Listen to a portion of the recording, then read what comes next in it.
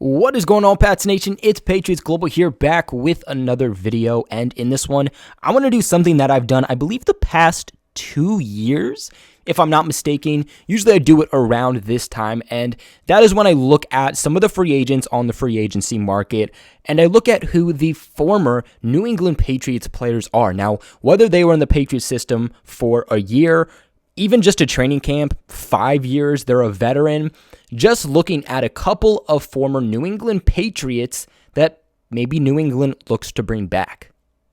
Remember, my friends, if you do want exclusive content that you cannot get anywhere else, not even here on YouTube, of course, Patriots-related content from me, click the link in the description below to how to support a channel. Join my Patreon, also linked in the first pinned comment in the comment section below. For $10 a month, you get multiple weekly new uploads you can only get on Patreon, and of course they are Patriots content, and you do get a couple of other benefits. If you're interested in that, go ahead and check it out. But I do believe I have about 7 players this year on who I think the Patriots could or should potentially bring back, and of course, again, all 7 of these players did play with New England at one point. So the first guy on my list is going to be a guy who didn't leave New England all that long ago, and that is safety Duron Harmon. So just about a year ago now, the New England Patriots actually did trade him to the Detroit Lions when Matt Patricia was the head coach at that current time. New England sent both Duron Harmon and a 7th-round pick to Detroit in exchange for a 5th-round pick, which pretty much the New England Patriots did nothing with, because I believe that pick became kicker Justin Rohrwasser.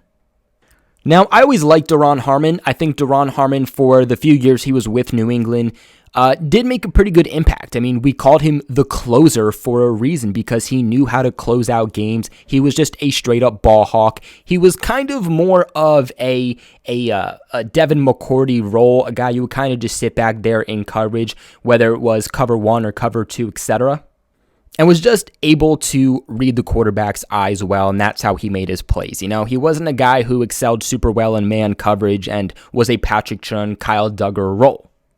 New England did end up actually drafting Kyle Duggar, which was their first selection in the 2nd round of the 2020 draft, but that pick definitely was not the type of pick that replaces somebody like Duron Harmon. No, Kyle Duggar is more of a pick that replaces somebody like Patrick Chung, who did decide to opt out of the season in 2020.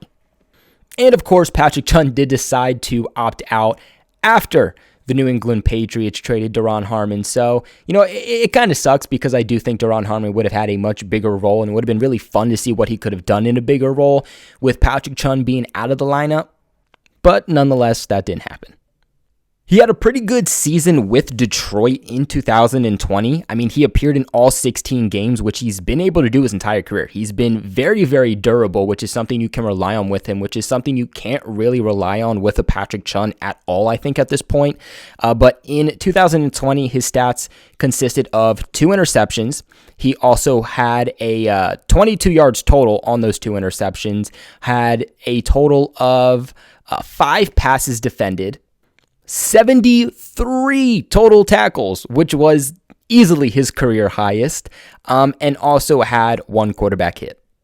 Now, Harmon is currently 30 years old. He is getting a little bit more up there in age, but he isn't 33, 34, up there in age like let's say Patrick Chung or Devin McCourty, the current New England Patriots safeties, are.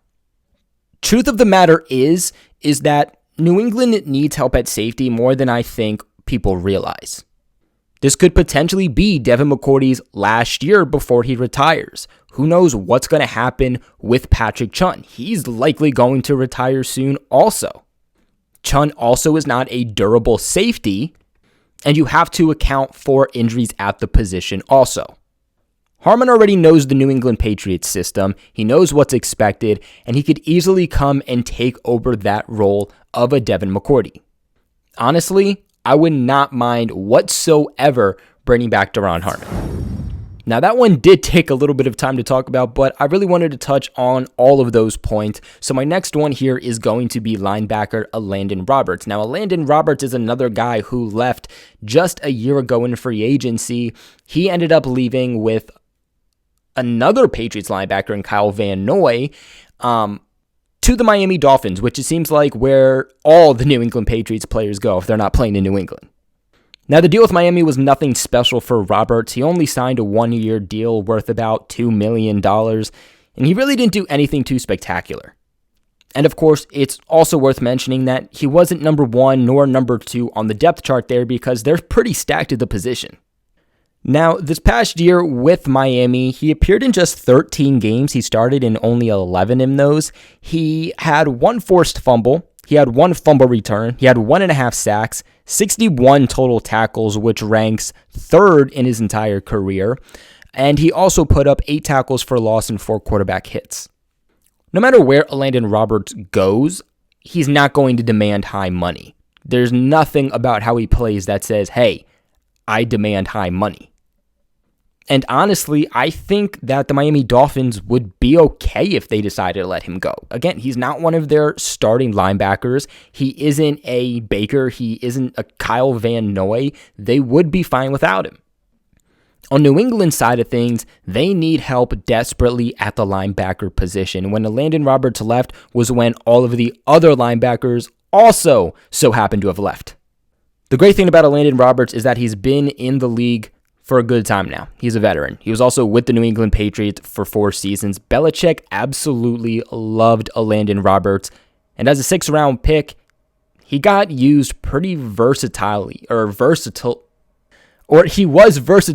the New England Patriots. Sorry guys, I'm recording this at 3 in the morning. Your boy's tired.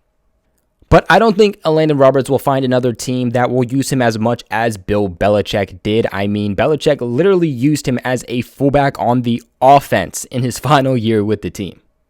The great thing about Roberts is that he is a ball-pounding linebacker, great at stopping the run, and that's what the New England Patriots need right now. You know, he's a guy that should be pretty cheap for New England. I would expect around the same amount, 1.5 to about $2 million. Maybe Belichick bumped it up a little more just to entice him a little bit, but nothing more than $3 million per year. So a cheap option. He would be more of a depth piece. He should be more of a depth piece. Don't make him your number 1 or number 2 linebacker, but New England needs help in that aspect, needs help with depth along that linebacker core. Chase Winovich, Josh Uche, both players that really are being utilized as more of defensive line players. John Simon might be leaving New England in free agency, which right now is kind of just leaving Jawan Bentley and Anthony Jennings. New England desperately needs help at stopping the run, and for a cheap option, Elandon Roberts could be a guy that gets brought back. You know, I don't see how much of a market he's going to have. Maybe there's a few low-key teams that try to pick him up. Maybe the Giants, former New England Patriots head coach. But other than that, I just don't see Roberts having a big market. Now, next up on this list is going to be one that only real Patriots fans know because he really did nothing with the New England Patriots the first time around, but he was actually a trade with the Kansas City Chiefs. This was back in 2017 when the New England Patriots made a trade for tight end James O'Shaughnessy. Now, back then, the New England Patriots made a trade with the Kansas City Chiefs to acquire James O'Shaughnessy in a 6th-round pick in exchange for a 5th-round pick. Now, at that time, he was backing up Rob Gronkowski and Dwayne Allen and joined on the bench with other players like Matt Lingle and Michael Williams. He was really just an offseason addition to kind of see where it went. Didn't really go anywhere, and then he went to go ahead and sign on, I believe, with the Jacksonville Jags. A pretty nice size tight end, 6'4", 245 pounds. He's not going to be someone that breaks the bank at all. The New England Patriots could easily get him for cheap. He might even be someone that they can stash on the practice squad, to be completely honest with you, but a guy who knows the system. He's been here before, and Belichick knows him, and we're not at a point where he would be just sitting on the bench. We need a number 1 tight end, and we need a number 2 tight end. That's not solidified at all here in New England. He is also coming off the best season of his career. He played in 15 games, started in 13 of them. He was targeted 38 times, 28 receptions, 262 yards, averaging 9.4 yards per reception, 0 touchdowns, long reception of 26 yards. 2019, also with the Jags, he played in 5 games, started 5 of them. He was targeted 20 times, 14 receptions, 153 yards, averaging 10.9 yards per reception, 2 touchdowns, long reception of 35 yards.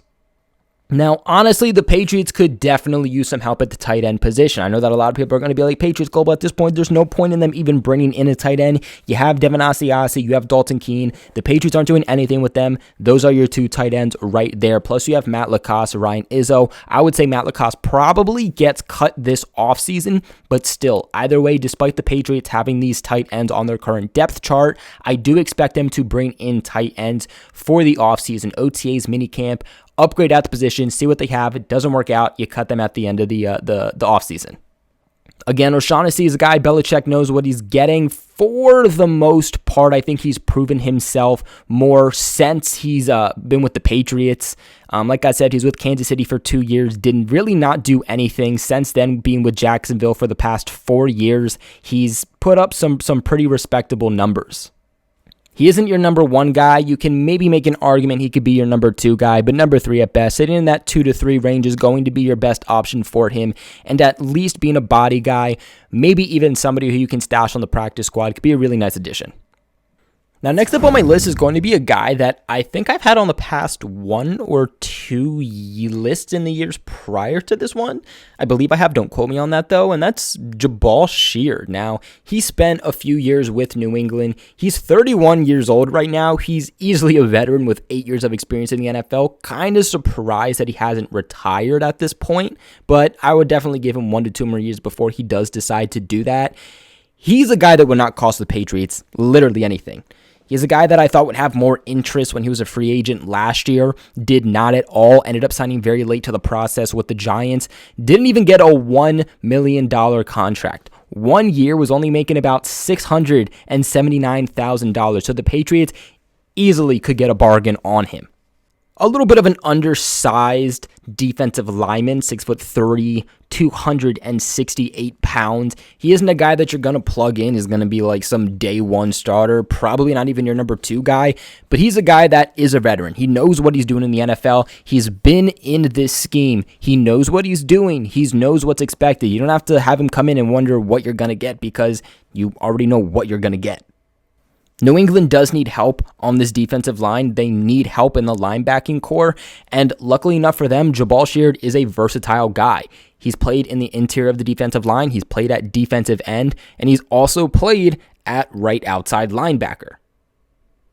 Now, this past year, he kind of went between the Jags and the Giants, but in 2020 as a whole, he appeared in just 3 total games. Well, he appeared in 10, but started in 3. Didn't put up much statistics here, just 1 pass defended, 1 forced fumble, 1.5 sacks, 19 tackles, 2 tackles for loss, and 6 quarterback hits. This was definitely a down year for him.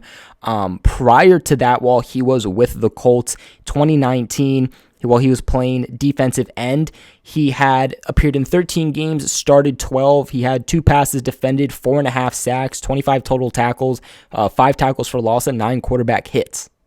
He's a guy that's always put up respectable numbers when getting to the quarterback. I mean, 4.5 sacks, 5.5 sacks, 5.5 sacks again, 8 sacks, 7 sacks. Even if the Patriots only got 4.5 to 5.5 sacks out of him, I consider that a highly productive signing, especially for a guy that you could get for less than $1 million. Make him a rotational piece. Make him a depth piece. I think going back with New England would be a really good fit for him. A team that knows how to utilize him, that knows how to coach him. Going between the Jags and Giants, I mean, what more could you have expected from the guy? I definitely wouldn't call it the end-all, be-all, but as more of a depth piece signing, I don't think it would get much better than Jabaal Sheard. Now, next up on this list is going to be one that you guys have to hear me out on, and that's wide receiver Philip Dorsett. Now, Dorsett spent a few years with New England. He was traded to New England with a trade with the Colts that included Jacoby Brissett and Philip Dorsett right before the start of the 2020-17 season. If you all know Dorsett, then you kind of know his past history. He was a former first-round pick by the Colts. Things did not work out even in the slightest, and his best seasons did come with New England, especially as the years went on. Now, a year ago, he did hit free agency. That's kind of when he said, you know what, New England is not utilizing me as well as I was hoping they would. I think that I could go somewhere and get utilized more. With Philip Dorsett, it was never about money for him. You know, if you look at his contract with the Seahawks, he signed a 1-year deal worth $910,000. Literally, that was nothing. Dorsett probably could have gotten more money if he would have stayed with New England. But Dorsett thought that he was better than how he was being utilized, and he decided to test out his market, which I don't think worked as well as he was hoping, because he didn't get signed till a little bit later into the process. You know, by then the Patriots had already signed Damiere Byrd and whatnot. And when I tell you things did not work out for Philip Dorsett, y'all, I mean things did not work out for Philip Dorsett. And I say that because he did not record a single statistic. I'm looking up his statistics right now. It's a blank. There's nothing to say. He didn't play a game. He was dealing with an injury. Didn't catch anything. Honestly, I think that the Seahawks will go in another direction with the little bit of money they have to try to get some offensive line help. I don't see them re-signing Philip Dorsett at this point. I think Philip Dorsett will have some other teams that could be interested in him, but he's not going to be a day one signing. He's not going to be a day two signing, and New England could potentially get him for cheap. His best years, again, they came with New England. New England knows how to utilize him. Maybe Philip Dorsett can see that and say, all right, maybe I'll go back with New England, right? 2019 was actually his second best season. He actually had one good season with the Colts back in 2016, but 2019 is last year with New England. He put up just under 400 yards with 397. He played in 14 games, appeared in 4 of them, 54 targets, 29 receptions, again, 397 yards, averaging 13.7 yards per catch, and 5 touchdowns. That was the most touchdowns he ever scored on a season. What Dorsett would bring to the Patriots is, 1, not just knowing the system, but 2, speed. If the Patriots are trying to add another speedster at receiver, Dorsett could be a very cheap option for New England to do so. Now, personally, my own opinion, if it came to Dorsett or Byrd, I'd much rather have Damiere Byrd back in the building, but will Damiere Byrd be able to come back, or will he have a bigger market? We'll just have to see. Now, even if Damiere Byrd came back, if the Patriots could get Philip Dorsett for cheap, have 2 speedsters on your roster, I still think that could be a really good move by New England, and I wouldn't mind seeing Philip Dorsett back for cheap, which I don't think should be a problem. Now, next up will be one that, again, only the real New England Patriots fans know, and that's cornerback Kravon LeBlanc.